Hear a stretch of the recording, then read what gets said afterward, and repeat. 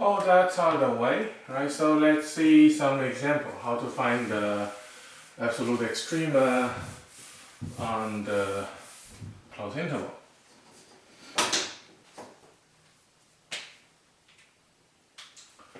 So find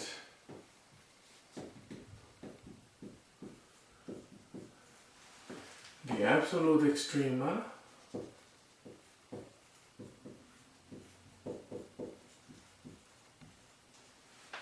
of f of x equals function 3x to the fourth minus 4x to the third.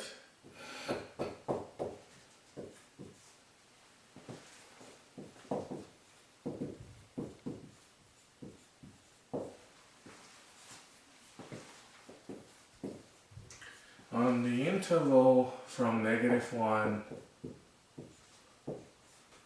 to 2.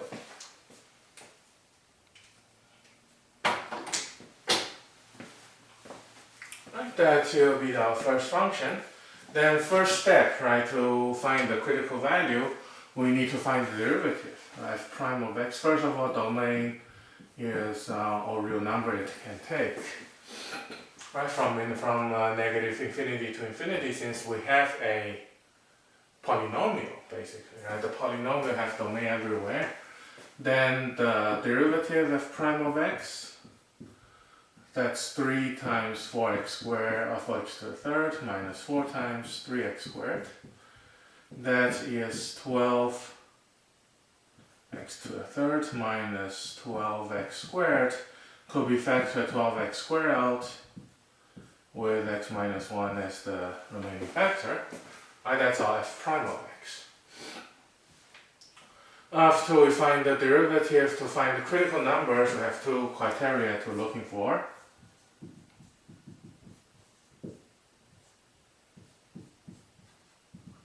Right, f prime of x equal to 0, or f prime of x undefined, which f prime of x is a polynomial, so we don't have anywhere that f prime not defined, right? F prime not exists, we don't have any value to make that undefined. Which f prime of equal to 0, we get 12x squared times x minus 1 equal to 0, x squared equals 0, such x equals 0 is a root, and thus x minus 1 equals 0 is a factor, then x equals 1 is a solution. Both of them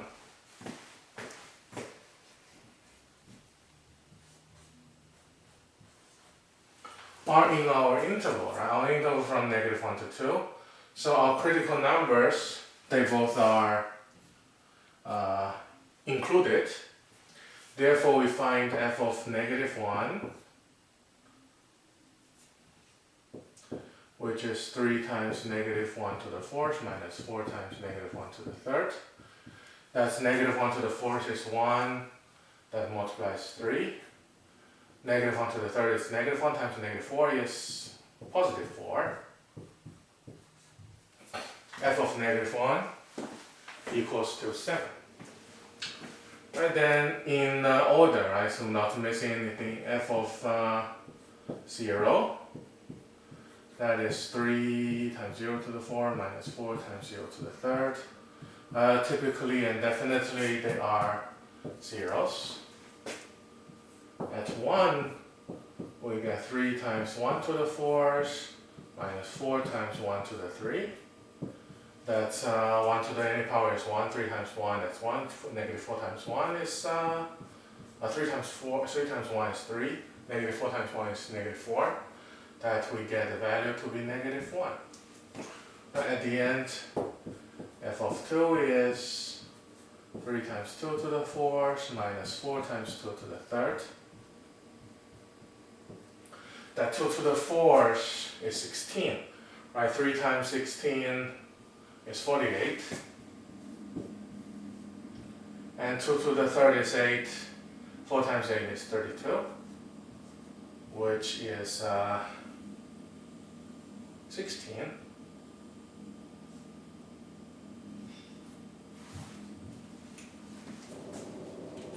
which is 16. So overall, right, we get the smallest, 0, 7, negative 1, 16, the last step. We get 16 to be the largest, negative 1 is the smallest. Right, so we can get the conclusion that f of x has a absolute minimum of negative 1 at x equals 1. F of x has a absolute maximum of 16 at x equals 2. Right, that's our conclusion.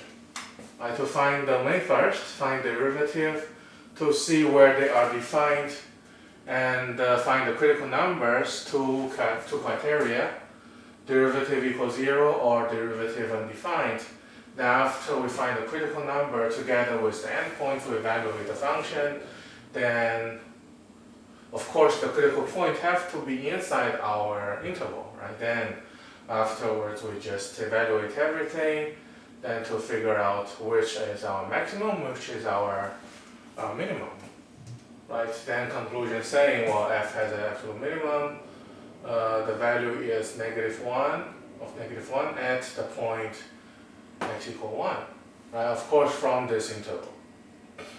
On the interval negative 1 to 2, if you want to be specified, on the interval negative 1 to 2, f of x has absolute minimum of negative 1 at x equal 1. F of x has the absolute maximum of 16 at x equals to 2. That's a full step of doing this type of question. So we need to check both, right? Sometimes both critical number and the derivative not exist part, both have value. Right, let's see the next example.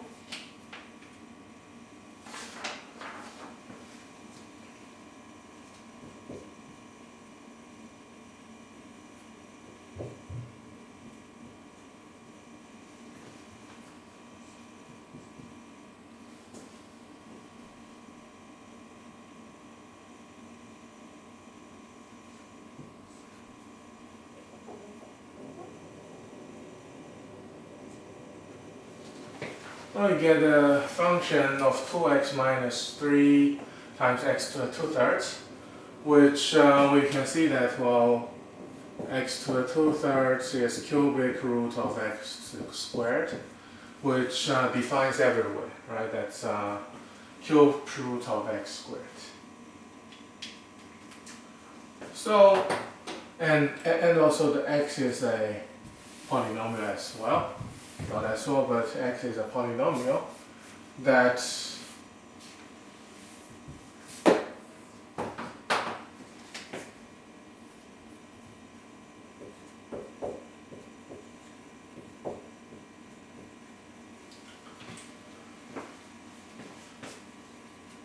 to make the domain to be all real number, typically. Right, first of all, the domain is all real number it can take, negative infinity to infinity, or we have written the whole entire real number can be taken, right? That was what I had write for the previous one. If you want to write negative infinity to infinity, of course that is a good explain, right, for all real number. Then the next step is to find the derivative, f prime of x is 2 minus 3 times 2/3 x to the negative 1/3. That is 2 minus 2 over cube root of x.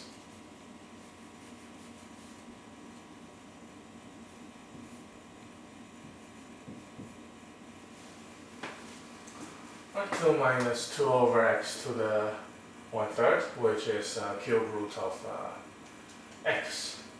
So to find the critical number,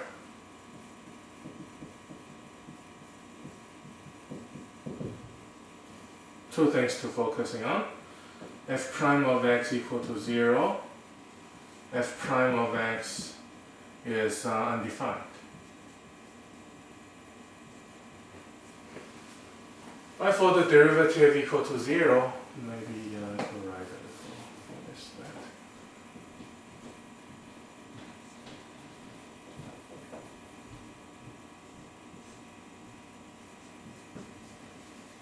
Right, so save a little space. Okay.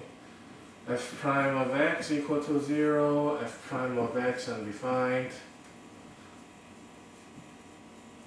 To find the critical numbers.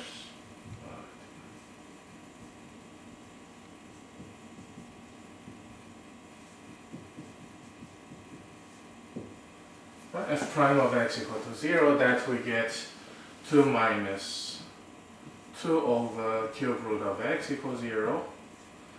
That is cube root of x equal to 1. By simply 2 equals 2 over something, then this has to be 1. Therefore, our x equal to 1 is a solution of it. I'll take cube on each side. But then we get x equal 1 to the third, which x equals 1. And f prime of x is undefined at the denominator where cube root of x is the denominator equal to 0, x equal to 0. Right? That thing is inside our domain, so this x equal to 0 is also a possible critical number. Right? Then check. The 1 is inside our interval, the 0 is inside our interval. That we need to evaluate all of them. F of -1, that is 2 times -1, minus 3 times cube root of the square root of -1.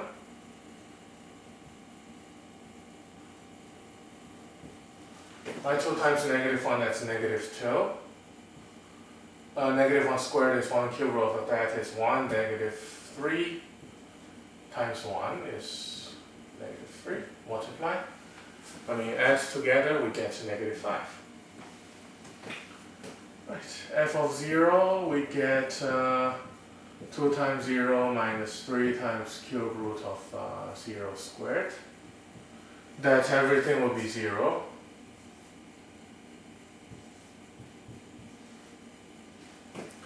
And the positive 1 is also a critical number. That's 2 times 1 minus 3 times cube root of 1 squared. That 1 squared is 1, cube root of 1 is still 1. -3 times 1 is -3. 2 minus 3 is -1.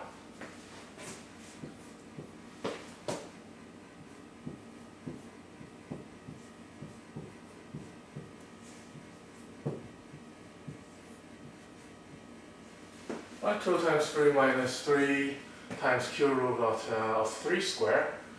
That is 6 minus cube root of minus 3 times cube root of 9.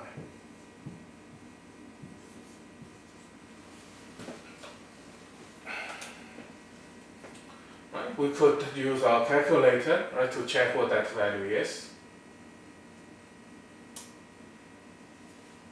It is about -0.24. Right, so now things is clear. Right? We get -0.24, -1, 0, and 5, which -5 looks like is our smallest value. 0 is actually the biggest value. Right? So we can write the conclusion from that.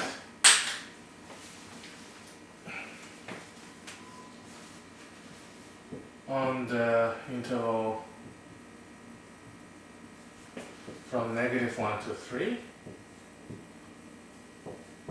f of x has absolute maximum of 0 at x equals 0,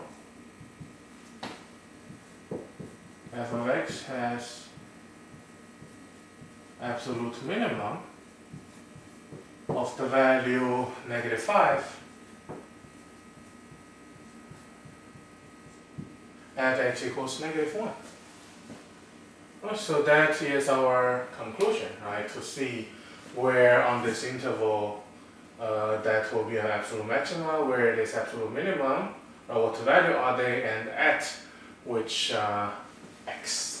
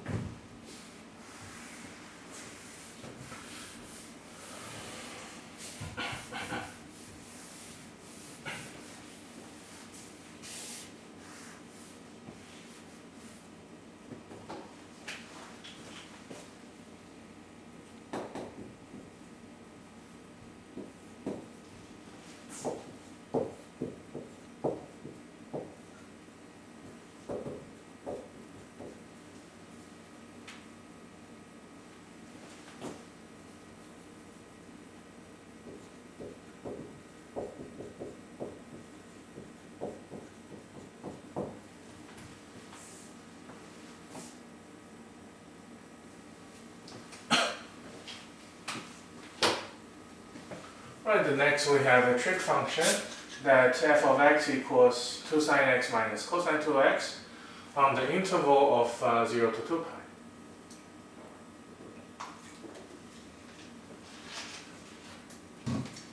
Right, so still same way, right? The trig function domain is all real numbers still. Then f prime of x, we can multiply, that's 2. And we can differentiate basically 2 cosine of x minus negative sine 2x times 2. If we simplify into the angle of x, right, using double angle formula, that's 2 cosine of x plus 2 sine x cosine x times 2.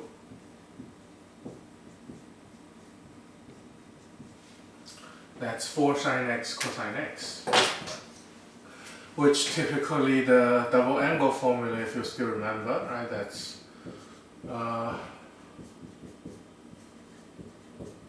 sine of 2x equal twice of sine x cosine x.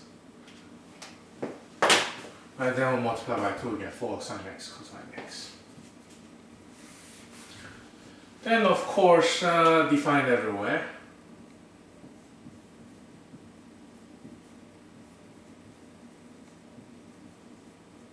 Well, if you figure out something is definitely doesn't have anywhere that cannot f prime not exist, you can just explain saying, well, this function f prime of x defined everywhere, right, since it's a trig function basically, right, since it's a composition of trig functions, you can say that. Right? But to show that it defines everywhere is good enough to explain. Then we find the critical number. We can just find out where f prime of x equal to 0. Well, we don't have to go further to say, well, f of x is f prime x undefined and show that it doesn't exist, which definitely this one is defined everywhere, right? So that is one way to do. It's not mean you're not showing that another possible case, but by looking at the function of f prime of x, we know already it has to be defined everywhere. Right, so to find out,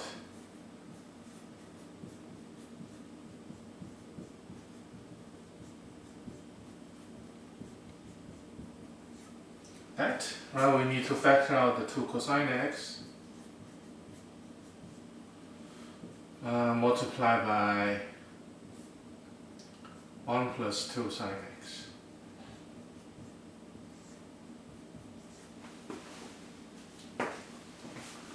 Right, then we have one factor to be cosine x equal to 0.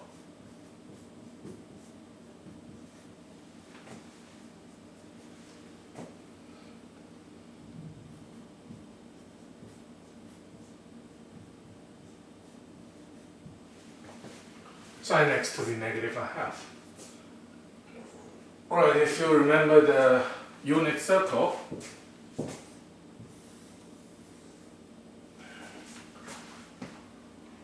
right, we get on the y-axis that cosine is equal 0. We have 1, 0, 0, 1, and 0, negative 1. Which the unit circle as the sine value to be the y, cosine value to be the x. Right, so for cosine x to be 0, that we get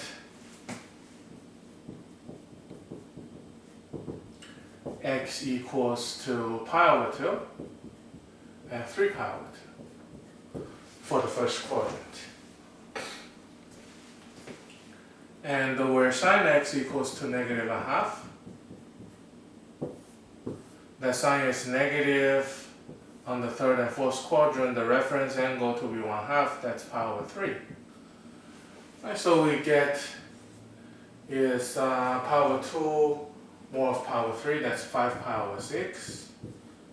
And pi over 3 less than 2 pi, that is what?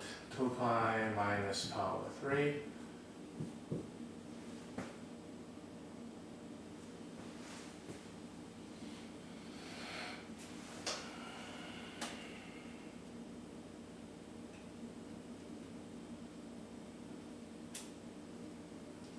That is 5 pi over 3.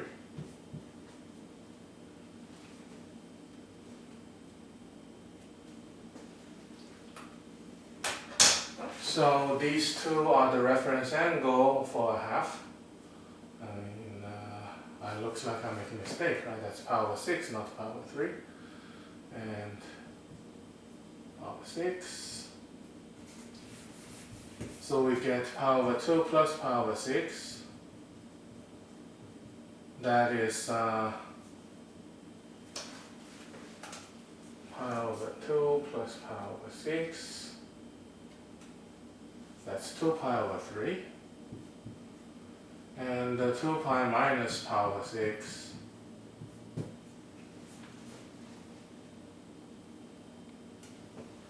is 11 pi over 6.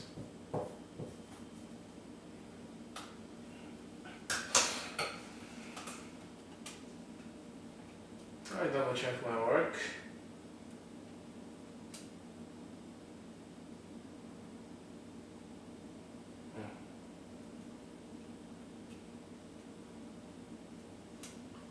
Damn, that's pi plus pi over 6. Yeah, somewhere feels still strange, right? That okay, now it's fixed.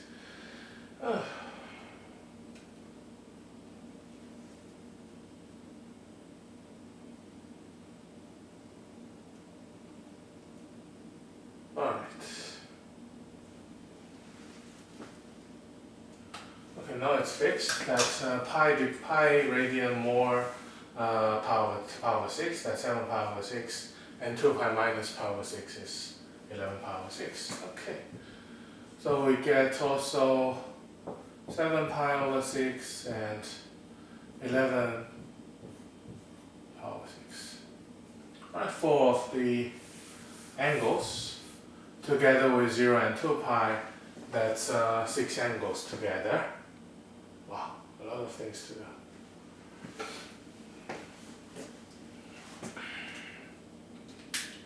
So let's see, we have 7 pi over 6, we have 11 pi over 6, we have pi over 2, we have 3 pi over 2, we have 0, we have 2 pi. All of them to evaluate. Right, so we do one by one. Right, f of 0, starting with that, that's 2 sine of 0 minus cosine of 2 times 0. Right, sine of 0 is 0, cosine of 0 is 1, that's negative 1.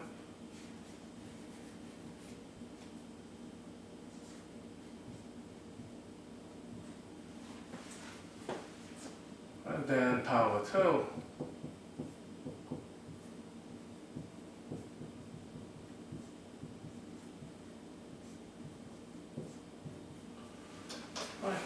twice that's cosine pi, that sine of pi over 2 is 1. You can always use a calculator, right, to check out. Cosine of pi is negative 1. That is 3.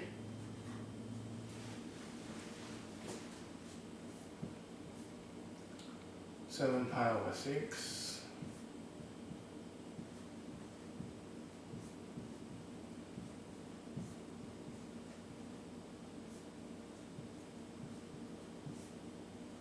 I double.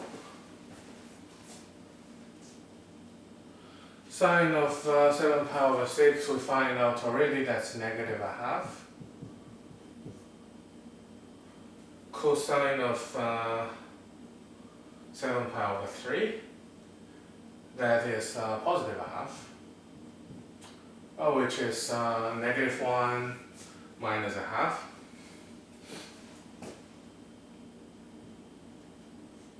Negative 3 over 2. The next point is 3 pi over 2.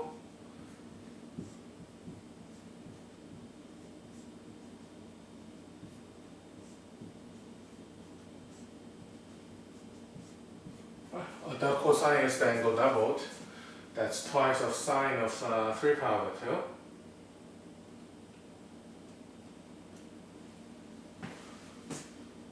Twice of negative 1. Cosine of 3 pi is also negative 1. Right? Yes. That we get negative 2 plus 1 is negative 1. We're almost there. F of 11 pi over 6. To evaluate, that's twice of sine 11 pi over 6 minus cosine of 11 pi over 3.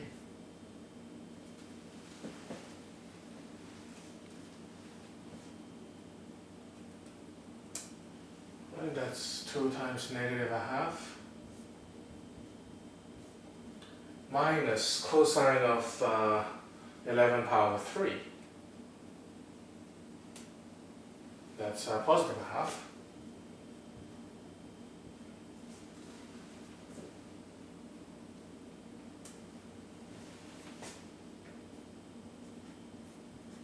Which is also negative 3 half. And finally, f of 2 pi. That's twice of sine 2 pi minus cosine of 4 pi. Which sine of 2 pi is also 0. Cosine of 4 pi is 1. Right, so all the values, we got it. I think to write down the conclusion, I don't have enough space, so I need to erase the left.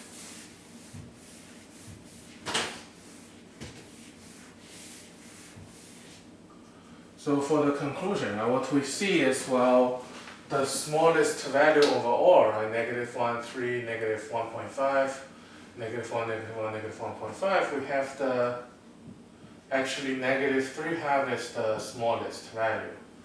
Right? It could be multimodal, since we get 2 of them to be negative 3 half, that's also appropriate.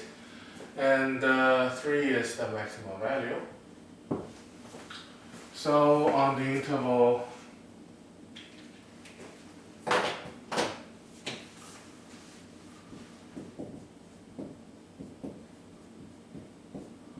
from 0 to 2 pi, right, fx has a maximum, or to be clear, absolute maximum of 3 at x equals power 2. F of x has absolute minimum of negative 3 half at what? At x equal 7 pi over 6 and x equals 11 pi over 6. Right, that is the full process. Find all the critical numbers and then substitute all the values. Right? We have 4 critical numbers together with 2 endpoints that we substitute 6 values to find out our minimum and maximum. So write conclusion to find maximum at somewhere, to find minimum of certain value at somewhere. Right? That of course maybe my calculation could be a little off. Right? You can double check your work by yourself to see if that is actually this is true. Actually, this case.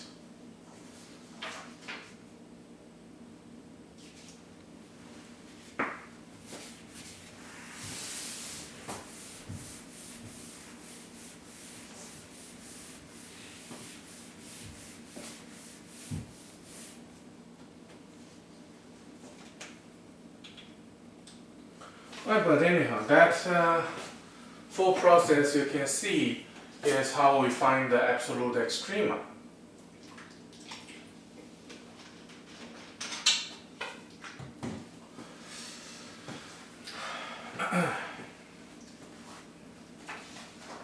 Right, which we can see already how to find relative extrema. Right, find domain first, then to see well. To find the critical number, right? The critical number is C has to be defined, it has to be in the domain, but the derivative at this point equals 0, or derivative is undefined at this point, right? That's critical number. Then after we find the critical numbers, we will go to the functions. Right? We evaluate the endpoints together with the critical numbers. It will be a little benefit, like personally I just would like to substitute the point in increasing order that maybe not missing any value, right? Then after that, the minimum is the minimum, the maximum is the maximum, and to write down the conclusion, right, of what do we see. That will be the full process. Then the next small thing, so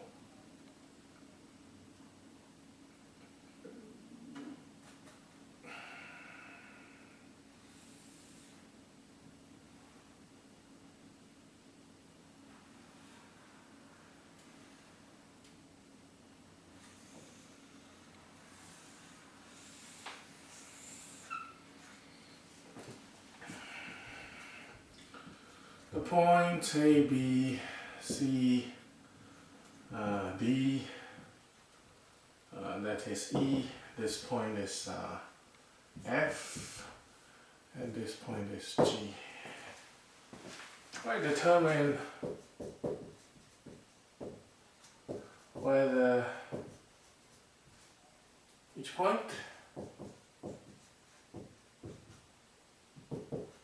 is relative maximum, relative minimum, absolute maximum, absolute minimum,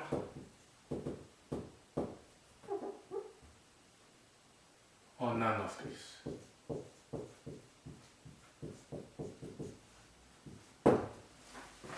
Right, that is a curve. Right, of course, the C is the intercept, A, B, C, D, E, F, G, right, 7 points. So of course, if it is a relative, could also be maximum, could be absolute. If it's a absolute, could be a relative.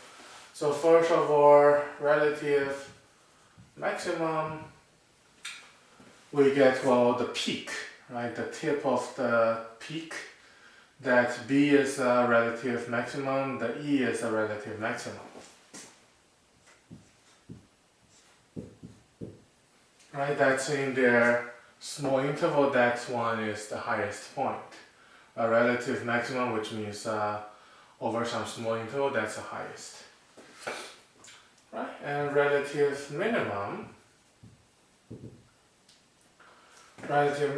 looks like, well, overall that we get D is the relative, F is the relative minimum,